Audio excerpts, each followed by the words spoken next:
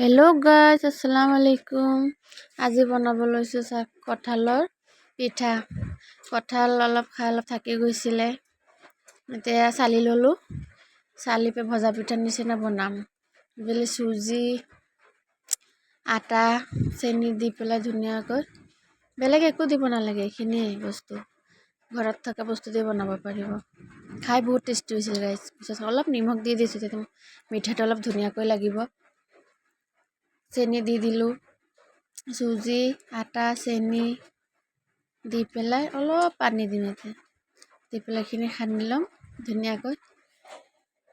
ধুনীয়াকৈ সানি পেলাই পিছত তেলত দি পেলাই বনাম। ভজা পিঠা যেনেকৈ বনাই এনেকৈ গাইজ।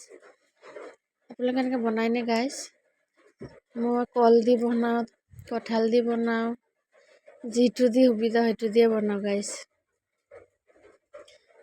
ৰঙা চাহৰ লগত খাই বহুত ভাল লাগিছে। পিছত খালোঁ, এতিয়া সানি আছোঁ। এতিয়া তেলত দি দিম ধুনীয়াকৈ সানি পেলাই গাইজ। তেল এফালে কেৰাহী বহাই দিলোঁ, জুইটো অলপ বহাই দিলোঁ। এতিয়া ধুনীয়াকৈ বনাই দিম আৰু